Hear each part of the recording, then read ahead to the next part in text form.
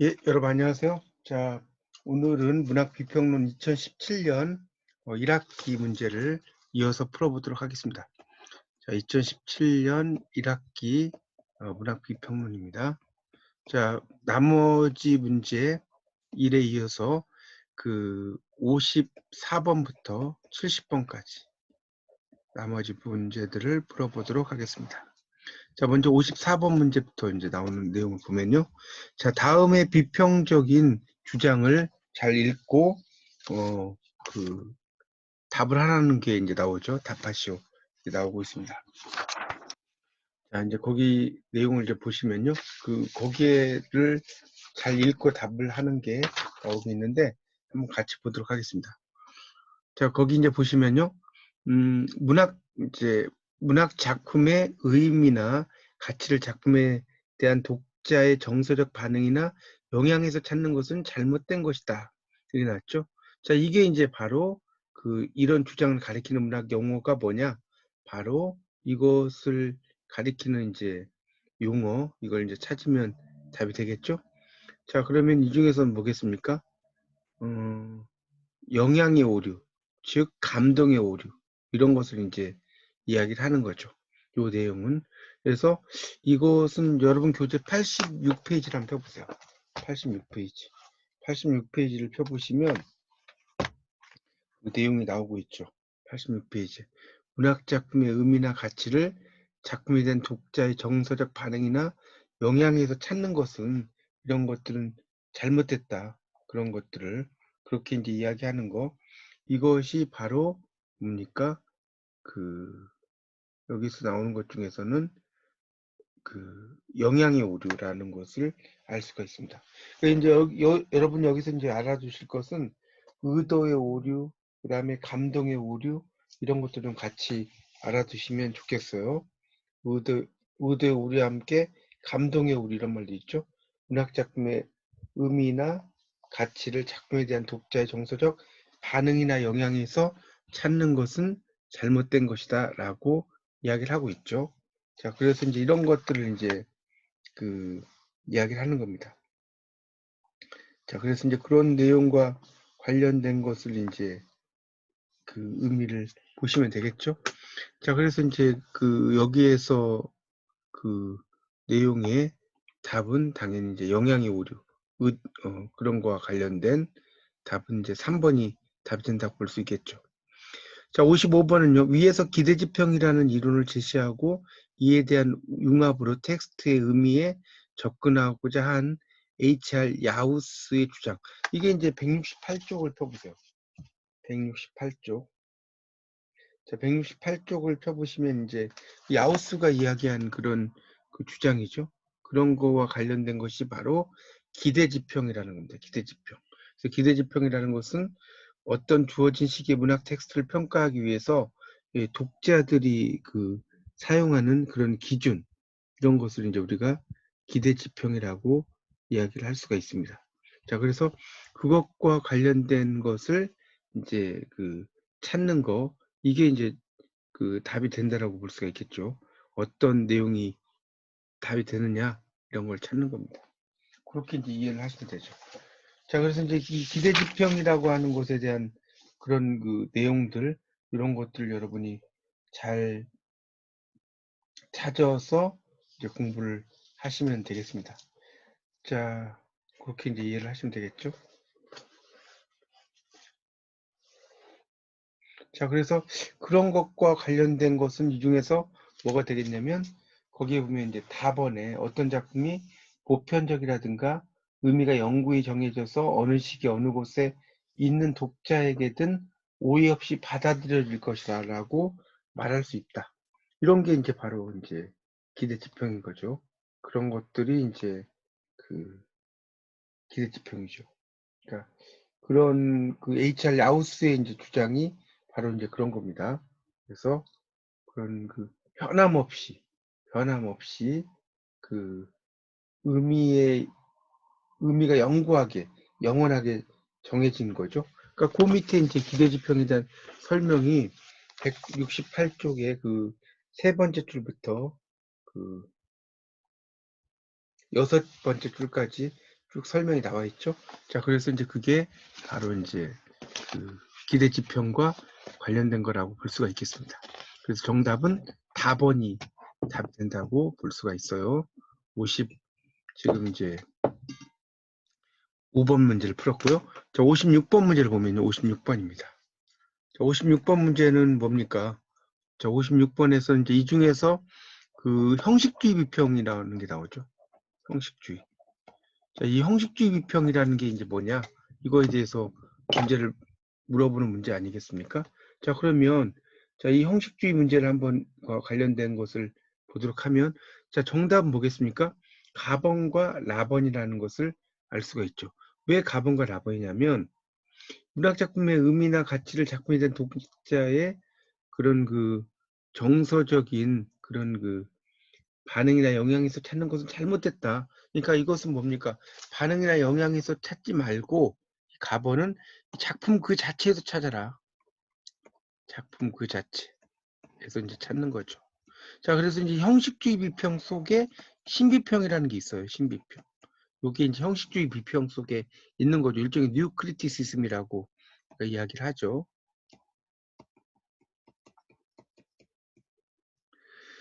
자, 그 다음에 라본을 보니까 문학의 역사보다 라본을 보세요. 변하지 않는 문학적인 것, 바로 문학성, 리터러리니스라고 나왔죠. 이것이 근본적인 문제로서 어떤 표현이 작품의 전면에 부각되어 나타나는가가 중요하다. 이런 거죠. 자, 이것은 이제 교재로는 그 83페이지를 펴보시면 83페이지 이제 그런 내용들이 나오죠. 그래서 문학의 역사보다는 그런 문학 그 자체, 리터러리니스 그게 이제 나오죠. 거기 그 83페이지에 그 세 번째 줄에 보면 따라서 다음에 나오죠. 문학의 역사보다는 변하지 않는 문학적인 것, 바로 문학성을 찾으려고 했다. 이런 말 나오고 있습니다. 자, 그래서 이제 이것도 형식주의 비평. 그래서 가번, 라번이 답이 되겠습니다. 4번이죠. 자, 57번은요. 57번 문제 한번 보죠. 프로프의 민담 형태학, 민담의 역사적 기원, 러시아 영웅 서사시 등 일련의 작업은 위에 어느 입장을 보여주는가 이게 나왔죠. 자, 이것들은 당연히 뭐겠습니까? 작품의 어떤 그 심층적인 구조 이런 걸 따지는 거죠. 2번이 나번이죠.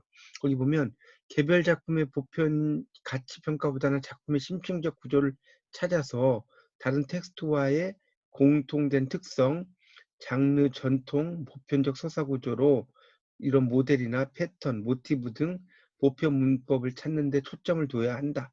이것이 바로 이제 뭡니까? 이 프로프가 말하는 이제 어떤 그런 그 민담의 형태학, 민담의 역사적 기원, 러시아 영웅 서사시 등의 일련의 작업이라고 이제 볼 수가 있겠죠. 이것은 이제 교재로는 102페이지에서 103페이지를 펴보세요. 이 102쪽에서 103쪽에 이제 보면 그 프로프가 나오고요. 프로프가 나오죠. 그래서 이제 그 쭉 설명이 나오고 있습니다. 그 작품의 어떤 심층 구조, 그런 개별적인 것보다는 이 작품 속에 들어가 있는 어떤 심층 구조, 이런 것을 이제 잘 그 찾아서 그 의미의 맥락들을 보는 거, 이런 것을 상당히 이제 중시하는 거죠. 이 프로프의 그 주장이 그런 내용이라고 볼 수가 있겠죠. 거기에 이제 보면 그 민담의 형태학, 거기 그 102쪽에 25번부터 쭉 설명된 거 있죠. 그 위에 보면 그런 이제 그런 민담의 형태학이나 그 다음에 민담의 역사적 기원, 러시아의 그 영웅 서사시 등의 저술을 통해서 모든 민담의 이제 어떤 기본적인 원칙, 그다음에 패턴, 그다음에 모티프 이런 것들을 잘 찾아가는 거죠. 이런 것들이 이제 상당히 중요하다라고 볼 수가 있겠죠. 그게 이제 그 102쪽, 103쪽에 쭉 나오니까 여러분이 한번 읽어보십시오. 자, 58번 문제를 보겠습니다. 소설에서 서술자와의 서술 방식, 서술자 인물과 거리의 개입 등의 서술 전략을 심도 있게 분석하려면 어떤 참고 문헌을 읽는 것이 좋냐? 당연히 주네트의 서사 담론이죠. 이거는 이제 104쪽에 보면 4번에 보면 그 주네트의 서사 담론이라는 게 나와요. 104쪽 지금 58번 문제를 보고 있어요. 자, 이것은 104쪽에 그 4 주네트 제라드 주네트가 나오죠. 제라드 주네트. 자, 이 주네트의 이제 바로 서사 담론이라고 하는 것이 나오고 있습니다. 그래서 서술자의 서술 방식, 서술자와 인물의 거리 개입 뭐 이런 것들이 쭉 나오거든요. 그런 것들이 이제 쭉 설명이 되니까 104페이지, 105페이지, 106페이지 거기들을 한번 쭉 여러분이 읽어보시면 이 주네트의 이야기가 언급이 되고 있다는 걸 알 수가 있습니다. 그러니까 뭐 거리, 그다음에 개입, 인물 이런 것들이 쭉 나오거든요. 그런 것들과 관련된 이야기라고 볼 수가 있겠습니다.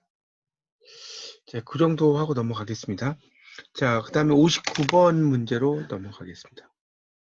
자, 59번 문제에서는 뭡니까? 그 다음 논문이 기대하고 있는 비평이론 및 시각 등과 거리가 먼 것은 이렇게 나오고 있죠. 자, 여기서는 그 1960년대 후반에서 1980년대까지 전문 비평가들의 이 기대 지평이 이제 나오고 있죠. 자, 이거와 이제 문제가 거리가 먼 거예요. 이거는 이제 170페이지를 펴보시면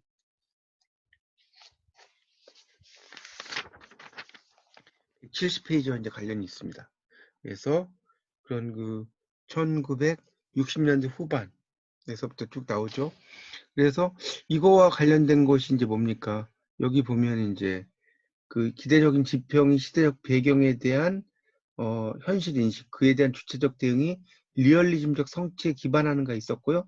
이른바 의미의 성질에 관한 공통의 가정을 지니고 텍스트 읽기에서 공통의 책략을 구사하는 독자, 그 다음에 기호 해석자 집단, 당대 비평적 전략으로 읽어낸다고 나왔죠. 자, 이걸 딱 보니까 이게 뭡니까? 바로 이게 이제 그 독자 중심 비평인 거죠. 독자 중심 비평. 그래서 이 59번의 이 문제는 바로 이제 독자 중심 비평이에요. 그러면 이 독자 중심 비평과 관련이 있는 것이 뭐라고 그랬습니까? 이게 이제 해석적 공동체죠. 해석적 공동체. 이거는 이제 170페이지에 나오고 있고요. 그 다음에 또 유명한 해석적 공동체를 대표한 사람이 누구였죠? 스탠리 피시죠. 자, 그러니까 여기 안 들어간 것이 답이 되겠죠? 3번에 나오는 이 주관적 비평은 들어가지 않죠? 이게 답이 된다고 할 수 있겠습니다. 자, 60번 문제를 이제 보시면 60번 등장인물을 주인공과 적대자, 조력자 등 서사상의 기능에 따라 나누어 보는 방식이 가지는 그런 그 장점이 뭐냐 이렇게 나오고 있죠. 그런 것의 장점. 자, 여기 이제 보시면 1, 2, 3, 4가 이제 쭉 나와 있는데 자, 여기 이제 보시면 뭡니까? 사회와의 관련 속에서 인물의 계급적 문제를 살펴볼 수 있다. 그 다음에 다양한 서사에서 구조적으로 공통적인 요소를 찾아낼 수 있다. 자, 여기선 당연히 뭐예요? 구조주의에 따라 분석한 거죠. 그러니까 구조주의라고 하는 것의 특징이 뭡니까? 공통적인 요소라든가 틀을 따지는 거죠. 자, 그러니까 당연히 답은 2번이라고 볼 수가 있겠죠. 이 서사상의 기능, 이런 거, 등장인물을 주인공, 적대자 이렇게 나누는 것 자체가 하나의 구조주의적인 기법이라고 볼 수가 있죠. 자, 아까도 이제 그 뭡니까? 아까도 이 프로프의 어떤 이론 이런 이야기를 했죠. 그런 것들이 이제 다 그런 구조주의적인 기법을 이런 그 문학에 도입을 한 거라고 볼 수가 있겠죠. 기호학적인 요소 이런 것들을 도입했다고 볼 수가 있겠습니다. 그래서 이제 그 102페이지하고 103페이지를 보시면 이제 그런 틀들이 나오죠. 그래서 이제 이런 서사라고 하는 것을 하나의 기호학적인 요소에 의해서 구분하는 거 이것을 이야기하는 겁니다. 자, 그렇게 정리하시면 될 것 같습니다. 그래서 이제 61번 문제를 한번 보도록 하겠습니다. 61번 문제를 보면요. 자, 61번입니다. 자, 다음 중에서 이제 한용운의 님의 침묵이죠. 대한 연구와 해석이죠. 자, 이를 이제 탈구조주의적인 시각에서 접근하는 것이 뭐냐 이렇게 나왔죠. 한용운에 대해서. 자, 그러면 한번 볼까요? 시인의 생애와 문학의 상관성. 이거는 이제 역사 전기 비평이죠. 61번을 보면 1번은 이제 역사 정기 비평이라는 것을 알 수가 있죠. 이렇게 볼 수가 있겠고요. 그 다음에 두 번째, 당대 정치 사회적 상황에 의해 님을 해석하는 거죠. 이거는 당연히 뭐겠어요? 정치적인 상황 이런 거와 연결된 거 바로 이제 문화 연구라고 볼 수가 있죠. Cultural Studies. 자, 이렇게 볼 수 있겠고요. 시에 나타난 무의식, 당연히 이거는 뭐겠어요? 정신 분석 비평이라고 할 수 있죠. 무의식 나오면 정신 분석 비평. 자, 그 다음 네 번째 뭡니까?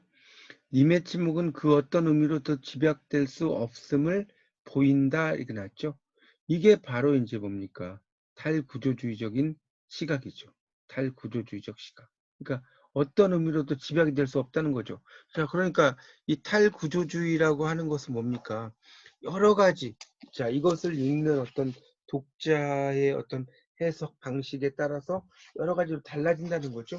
자, 그게 이제 바로 독자 중심 비평이겠고, 이 독자 중심 비평이 바로 뭡니까? 1980년대 이후에 그런 비평 방법이라고 이제 볼 수가 있겠죠.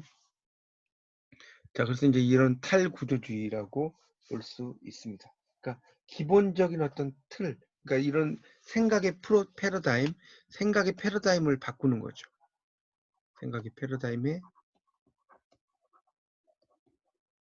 전환이다라는 것을 볼 수가 있겠습니다. 하여튼 그래서 여기서는 답을 그렇게 찾아보시면 되겠습니다. 자, 62번은요. 다음에서 가리키는 이것은 이렇게 나왔는데 미셸 푸코가 나왔죠. 푸코. 자, 푸코가 나오면 가장 중요한 게 뭐냐면 바로 이 담론 행위라는 것을 알 수가 있어요. 미셸 푸코와 관련된 그런 내용은 담론 이론이죠. 자, 여러분 교재로 137쪽을 한번 펴보세요. 137쪽을 펴보시면 이 푸코라는 사람이 나오고요. 담론이라는 말이 막 나오고 있어요. 거기 이제 보면 137쪽에 보시면 거기 그 뭡니까? 첫째 줄에 있죠. 영향력을 행사하고 행사는 쓰고 말하는 모든 행위를 담론 행위라고 한다. 디스콜스란 말을 쓰죠. 디스콜스. 담론이라는 게 이제 디스콜스란 말을 쓰죠. 자, 여러 가지의 행위를 말하는 거죠. 그 다음에 프랑스의 탈구조주의자 줄리아 크리스테바가 제시한 것으로 텍스트끼리 서로 닮으려는 속성, 서로 영향을 주고받는 것을 무엇이라고 하는가 이렇게 났죠. 자, 그런 것을 이제 뭐라고 하느냐? 바로 하이퍼 텍스트성이라고 합니다. 하이퍼 텍스트성. 자, 이것은 이제 48쪽을 펴보시면 48쪽입니다. 거기 이제 보면 이 하이퍼텍스트성이라는 이야기가 나오고 있어요. 거기 이제 보면 둘째 줄에 프랑스의 구조주의 비평가 탈구조주의 비평가인 줄리아 크리스테바는 칸텍스트성을 이야기했다. 그래서 선후배 작가나 그런 길이 서로 동시대의 작품끼리 서로 상호간에 서로 닮으려는 속성이 있다. 이런 말 나오죠. 그래서 이제 뭐 간텍스트성 이런 것도 나오고 있고요. 그 다음에 그 베타 텍스트성, 그 다음에 내부 텍스트성, 그 다음에 이제 하이퍼 텍스트성이라고 나왔는데 서로 이제 닮으려고 한다는 것은 이 중에서는 뭐겠습니까? 뭡니까? 메타라든가 내부 이런 거 아니겠죠? 그다음에 하이퍼도 하이퍼 텍스트라는 것은 이제 여러 가지 독자들이 이제 생각들을 여러 가지로 해석할 수 있는 이런 걸 이야기하겠죠. 그러니까 여기서는 간텍스트성이라고 볼 수가 있겠네요. 하이퍼 텍스트는 이제 독자가 어떻게 생각하느냐에 따라서 이제 의미가 달라지고 이런 거니까. 그래서 이제 간텍스트성이라고 볼 수가 있어요. 정답은 1번이 되겠죠. 그러니까 이 간텍스트성이라는 건 이제 당연히 인터텍스튜얼리티라고 하죠. 그래서 이제 서로 간에 이제 긴밀히 연결돼 있다는 거죠. 그런 것을 이제 간텍스트성이다라고 이야기를 한다라고 보시면 될 것 같습니다. 그렇게 정리를 하시면 되겠습니다.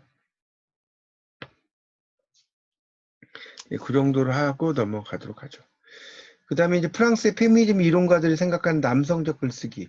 이거는 뭐예요? 권위와 합리성 이런 것을 강조한다라고 볼 수가 있겠죠. 이런 것이 이제 어떤 남성적인 글쓰기라고 볼 수가 있겠죠. 자기들의 권위 이런 것들을 상당히 강조하는 그런 특징이다. 그러니까 2번에 나오는 것이 답이 되겠죠. 152쪽을 보시면 이제 그런 게 나오죠. 여성적 글쓰기부터 이제 나오는데, 이런 그 남성적 글쓰기가 어떤 권위와 합리성을 강조한다. 거기 그 여성적 글쓰기 프랑스 페미니즘에서 거기 쭉 내려가면 있죠. 5줄 내려가면 남성적 글쓰기가 종교를 시도하고 자신만의 권위와 합리성을 강조하는 글쓰기라면 여성적 글쓰기는 유동적이고 이완된 형식으로 나타난다 이런 말 나오죠. 그러니까 당연히 답은 2번이겠고요. 문화적 페미니즘의 내용이라 할 수 있는 거죠. 자, 문화적 페미니즘. 이건 뭐겠습니까?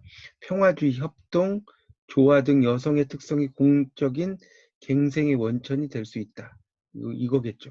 요게 이제 바로 문화적 그런 그 페미니즘과 관련된 내용이라고 볼 수가 있겠습니다. 그래서 이제 문화적 페미니즘이라는 게 그런 평화주의라든가 협동 이런 것들을 이제 강조하는 것이라고 볼 수가 있겠죠. 문화적 페미니즘. 그렇게 이제 볼 수가 있겠습니다.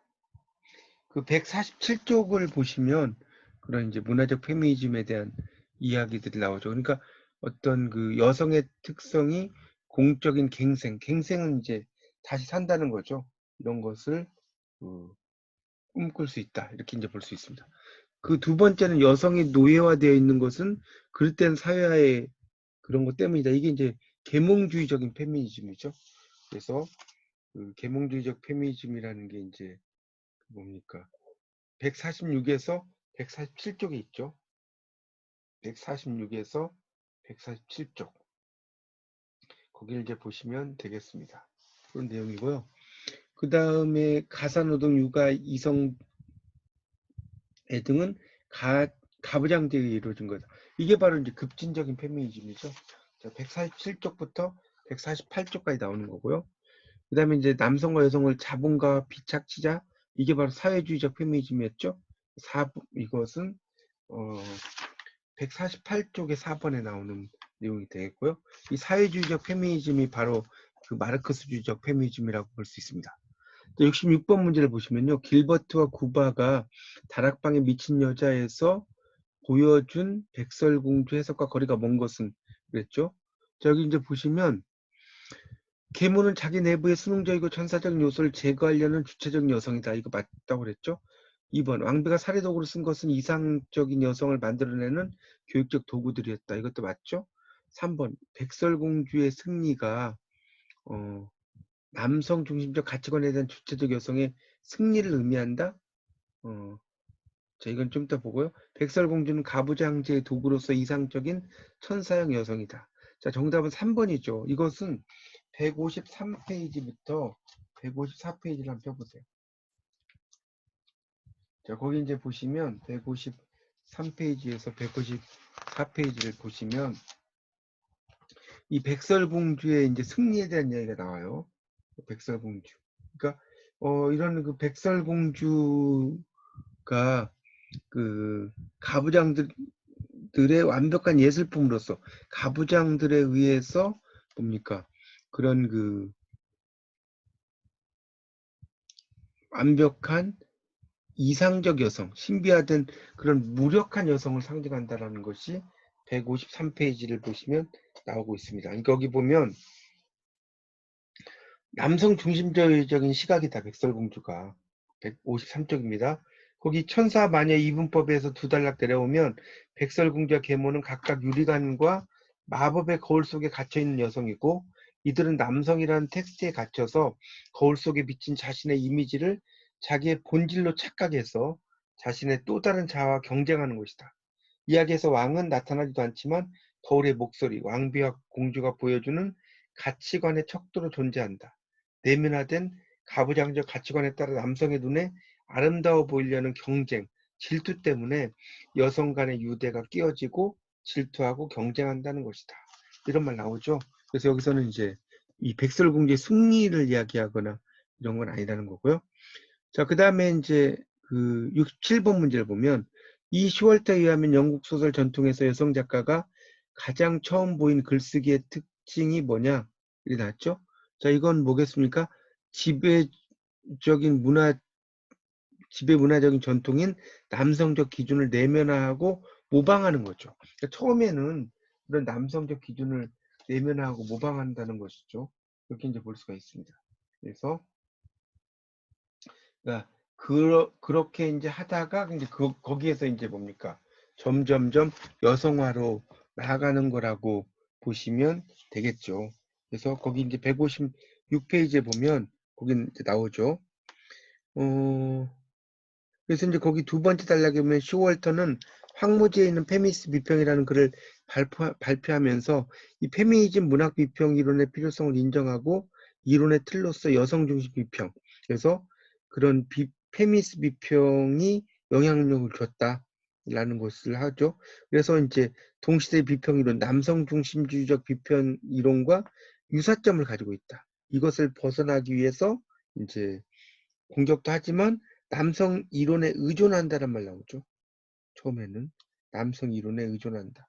자, 그러니까 처음에는 당연히 이제 지배적인 문화 전통인 남성의 기준을 내면한다라고 볼 수 있겠고요. 자, 68번 문제입니다. 68번 문제. 여기 보시면 독자 중심 비평이 가지는 문제점이라고 보기 어려운 것은 그랬어요. 여기 이제 보시면 사회 정치적인 문제에 대한 광범위한 분석을 회피했다. 작품을 미적으로 평가하고 판단할 기준을 제시하지 못했다. 그 다음에 작가의 생애와 영향관계에 집착했다. 이런 말 나오죠. 당연히 이게 틀렸죠. 이것은 이제 역사 전기 비평과 관련된 이야기고요. 독자에게 비평의 특권을 부여해서 의미를 주관화했다. 자, 이것은 이제 175쪽을 펴보시면 그 독자 반응 비평에 대한 그 의의와 한계가 나오니까 한번 읽어보시고요. 자, 69번. 다음에 나열된 비평 용어 중 독자 반응 비평과 관련된 것이 뭐냐? 당연히 기대 지평이죠. 이 독자 반응 비평에서는 기대 지평을 상당히 중시한다라고 볼 수가 있겠죠. 자, 167쪽에 보면 독일의 수용 미학 이론의 1번의 기대 지평이 나오죠. 자, 마지막 70번입니다. 노먼 홀랜드가 주장한 독서 행위에 대한 설명이다. 빈칸에 들어갈 알맞은 말은 나왔죠. 자, 거기에 들어갈 알맞은 게 뭐냐? 이거는 이제 172에서 173쪽을 한번 펴보시면 됩니다. 자, 거기를 이제 보시면서 들으시면 돼요. 자, 그러면 여기서 답은 뭐겠습니까? 당연히 이 정체성이라고 볼 수가 있겠죠. 정체성. 노먼 홀랜드는 그 독자가 텍스트를 읽을 때 자신이 보고 싶은 대로 이해하고 뛰어넘고 자신의 생각이나 느낌을 작품을 이용해서 설명한다라고 말하고 있다. 그래서 곧 독자가 텍스트를 읽을 때 대체적으로 독자가 이제 텍스트를 읽을 때 대체적으로 각자의 어떤 테마에 맞게 통일성 있게 읽어 나가는 것이다. 자기의 그 테마에 맞게 통일성 있게 읽어 나간다는 거죠. 그렇게 이제 볼 수가 있겠죠. 자, 그러면 그 테마가 어떤 테마냐? 바로 정체성 테마죠. 자, 172쪽에 밑에서부터 한 9째 줄 정도에 보면 올라가면 나오죠. 정체성 테마. 그러니까 정체성이라는 것은 뭡니까? 나는 누구인가? 정체성은 아이덴티티죠. 이 아이덴티티라는 것은 who am I의 문제죠. 나는 누구인가? 이걸 다루는 거거든요. 자, 그래서 그리고 이제 여기에도 보면 자아 정체성과 독서행위라는 말이 나오고 있습니다. 자, 그러니까 정답은 정체성이 들어간 1번이라고 볼 수가 있겠습니다. 네, 이렇게 해서 이제 그 2017년 1학기 문제를 다 풀어봤는데요. 이 문학 비평론이라는 과목이 상당히 좀 까다롭습니다, 내용이. 그러니까 여러분이 다시 한번 잘 검토해서 여러분의 것으로 만드시기 바랍니다. 이상 마치겠습니다. 감사합니다.